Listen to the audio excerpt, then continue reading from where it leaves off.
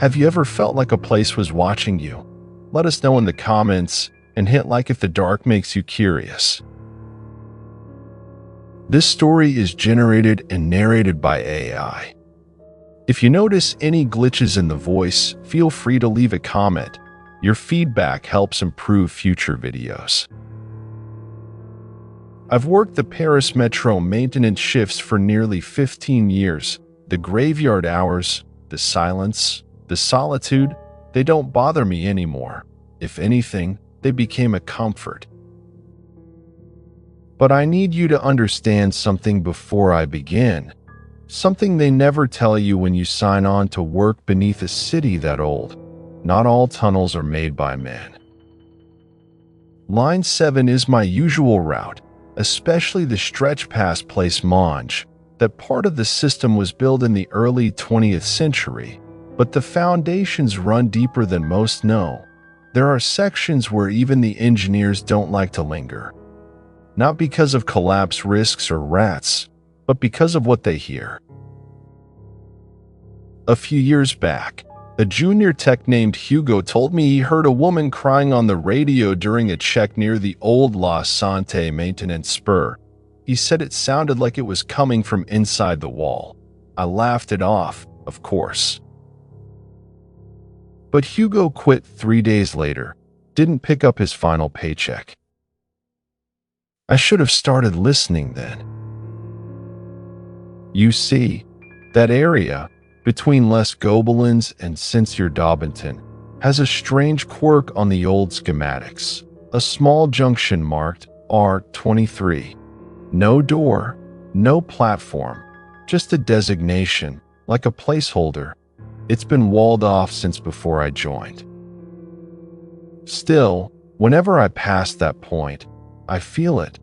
Not fear exactly, more like a pressure behind the eyes, as if the air is thicker, as if the tunnel is watching. Last winter, during a routine systems check, I was paired with a temp. Young guy. Yawn, fresh boots, talked too much. We were inspecting the signal relays near the sealed junction when my radio picked up static. Normal at first. Then, a voice. I couldn't make out the words, just this low, rhythmic whisper, like breathing and syllables mixed together. I thought it might be a loop from one of the communication hubs, but it wasn't on any known channel. Jan heard it too. He dropped his flashlight. He asked me, "Why is it saying your name?" I told him it was interference. We finished the job early. The next day, Jan called in sick. He never came back. I kept working, of course. Maintenance doesn't stop, not for ghosts or nerves or whispers, but something had shifted. A week later, during another solo inspection, I passed R23 again. It was quiet, unnaturally quiet. Even the hum of the rail seemed distant. The lights flickered, just for a moment, and I heard something move behind the wall. A drag, like fabric on concrete. I froze, put my ear to the surface, and that's when I heard it, chanting. Not in French, not even in Latin. Older, throatier, a sound that shouldn't echo, but did. I reported it, of course. Told my supervisor there might be water damage, maybe an animal infestation. They sent an inspector. He found nothing. Said the wall hadn't been touched in decades. Said the area was a dead end. But I knew that wasn't true, because that night, when I returned home, I found dirt on the soles of my boots. Black soil, the kind we don't get in Paris. That's when I started digging. Not literally. Not yet. I pulled old engineering records, transit expansion proposals, even wartime tunnel maps. R23 showed up only once, in a 1911 proposal for a deep loop bypass that was never approved. Notes mentioned a collapsed chamber they found while surveying. Words like non-structural void and cultural risk. There were no photos, only one line in red ink, scribbled by hand, site sealed. No further excavation authorized. I couldn't let it go. I needed to know what was behind that wall, what had called my name. I asked around, off the record. An old engineer named Lafitte remembered something vaguely, said there was a story passed around in the 70s about a worker who went missing during repairs. They never found him, just his tools, lying neatly beside a cracked section of wall. I asked where that was. He tapped the map, R23. That night, I didn't sleep. I sat in the kitchen, staring at my boots. There was still a trace of that black soil in the treads, and as I looked closer, it wasn't just dirt, it was bone dust. The next evening, I returned to the tunnels, alone. I didn't tell anyone. I brought my tools, a lamp, and a crowbar. I told myself I'd just check the wall, tap it, listen, maybe confirm there was nothing there, and be done with it. But when I reached R23, the air changed, colder, heavier, and the wall, it wasn't just old brick, it was newer, not recent, but more recent than it should have been. The mortar lines didn't match the rest of the station. There were carvings along the sides, barely visible, marks that looked like eyes without pupils. My radio clicked on again. No button pressed, just a low hum. And then, from the speaker, clear as anything, "You're almost home." I dropped the radio, raised the crowbar, and struck the wall. It cracked, not like stone, more like shell. Behind it was darkness, not shadow, something denser, something that didn't reflect light, and I could hear it breathing. I should have turned back. I should have sealed it again and pretended none of it had happened. But instead, I stepped forward because I had to know. What lies beneath Paris wasn't built by men. There was a moment, just one, where I hesitated, one boot over the broken threshold, the other still in the world I knew. Behind me, the tunnel lights buzzed faintly, flickering like distant lightning through a storm cloud. Before me, nothing. No smell, no air movement, only a flat, ancient silence, the kind you feel in your teeth. I stepped through. The space inside wasn't shaped like a tunnel, not in any human sense. The walls bent inward in a subtle spiral, neither stone nor steel, more like compacted ash. The floor dipped ever so slightly with each step, as if I were descending, though I couldn't find any slope.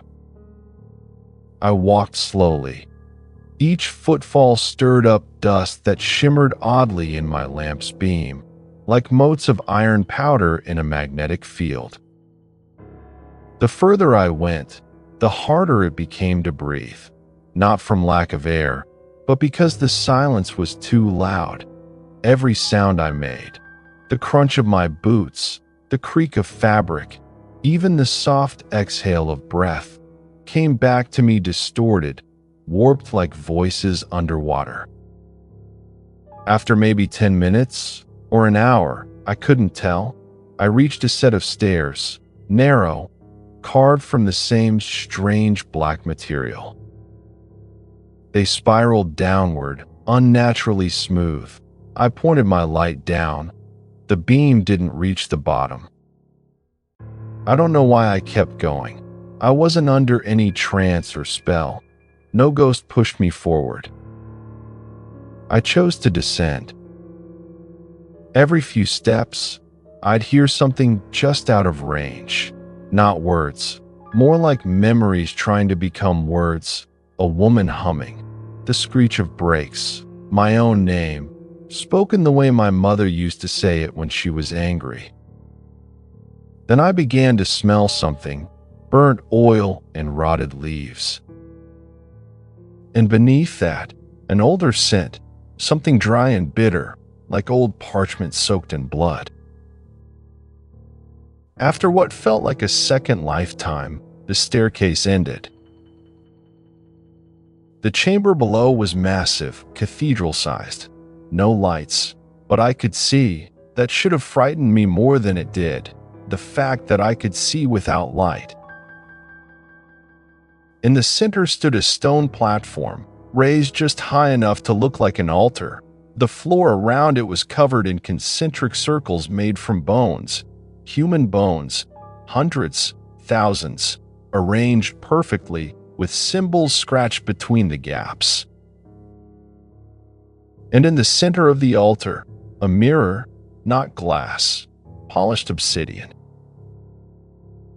I didn't see myself in it, not exactly.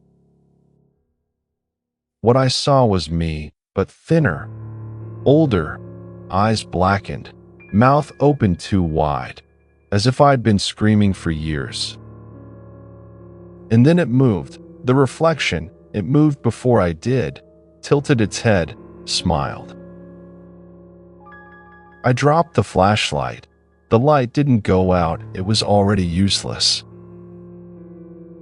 From the far end of the chamber, something stirred. I heard the scrape of limbs against bone, a low, wet clicking noise, like someone chewing teeth.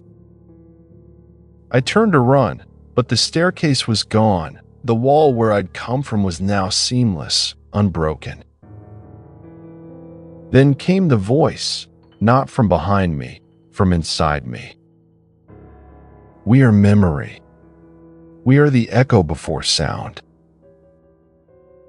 I fell to my knees, not from pain, from weight, a pressure in my chest, like grief compressed into matter. The thing emerged then. It had no face, only folds of skin stretched tight over bone that kept changing shape. Eyes blinked open across its surface, each with a different expression: surprise, sorrow, fury, hunger. Its arms were too long. Its fingers touched the floor as it moved.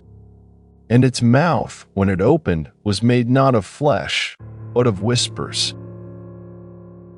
Every voice I'd ever heard in a tunnel came pouring out. Screams, sobs, laughter, and one phrase repeated over and over. We remember. We remember. We remember.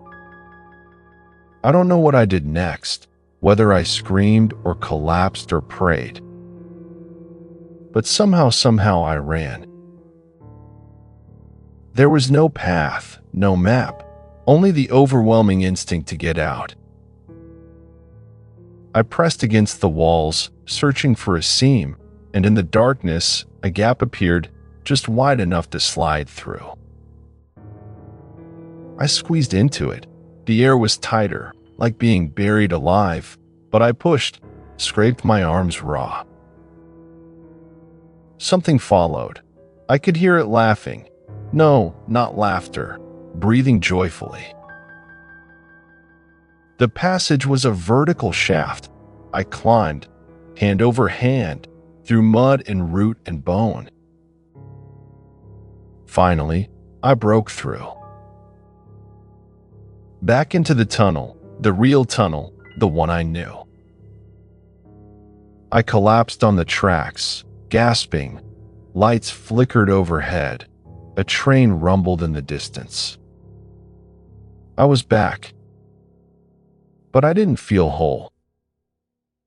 Something had stayed behind, or something had come with me. I don't remember how I got home. One moment I was on the tunnel floor, lungs clawing for breath, the taste of ash still thick in my mouth. The next, I was in my apartment, wrapped in a blanket, soaked in sweat. No blood, No broken bones, no physical evidence that I had ever left the real world. Only my boots, crusted with black powder that flaked off in dry sheets. And the smell, the stench of burned oil and parchment clung to my clothes no matter how many times I washed them. I told no one. What could I say? That I'd stumbled into a pocket of reality beneath Paris where voices go to rot. That I'd seen a creature stitched from the echoes of the dead. That my own reflection smiled before I did. No one would believe me. So I went back to work. 1 week later, I didn't want to. I begged for a route reassignment, anywhere but line 3, but requests like that get flagged. Too many questions, too many eyes. So I went back and pretended nothing happened. But the city knew. The rails groaned in a different way when I walked over them. My tools went missing, then returned, rearranged in neat, precise rows, and sometimes, in the far-off stretches of the service corridors, I'd hear footsteps, but no one else was there. Or worse, I'd hear my own footsteps echoing just behind me, even when I stood still. And then came the voices. Faint at first, so quiet I thought they were tinnitus. But they grew louder, more personal. Sometimes I'd hear my father's voice, calling from a tunnel I just inspected. Other times, it was Sophie, the woman I almost married 10 years ago, before she vanished during a vacation in the Ardennes. They spoke clearly, but they never said anything real. Only fragments. He's watching you now. You brought it back. We never left. I stopped sleeping, or maybe I never truly woke up. And then the worst happened. One night, during a routine maintenance check with a new guy, Etienne, maybe 24, green as grass, we were walking near an abandoned sidetrack that led nowhere. He stopped suddenly, turned his head sideways as if listening. Then he looked at me.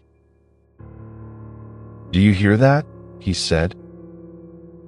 I froze. "Depends. What do you hear?" He tilted his head, squinted into the dark. "It's someone calling for help," he said slowly. "Sounds like you." I smiled, didn't mean to, but my lips just did. Etienne recoiled. "Wait, did you say something?" I hadn't. But he heard my voice, calling from inside the walls. After that night, I stopped going down. I called in sick. Then I quit. Burned the uniform, smashed the equipment. Didn't matter. The tunnels were inside me now. Every night, I dream of stairs, of rooms shaped like thoughts, of bones arranged in spirals. The entity, whatever it is, it remembers through us. It stores itself in voice. It cannot walk the earth, so it speaks. And now, it speaks in my voice. Every few weeks, I get a message from one of the old crew, always the same. "Hey, weird question. Did you ever work down near Les Halles? We've been hearing your voice on the monitors. Thought it was interference. But it's clear. Like you're right there." And always, I reply, "Must be a glitch." But we both know there are no glitches in the Paris underground, Only ghosts, only echoes. And some echoes are hungry. This story is generated and narrated by AI. If you notice any glitches in the voice, feel free to leave a comment. Your feedback helps improve future videos. If you enjoyed this dark journey, please like and share it with your friends who love urban legends. Subscribe to Horror Stories, Whispers from the Shadows of Europe.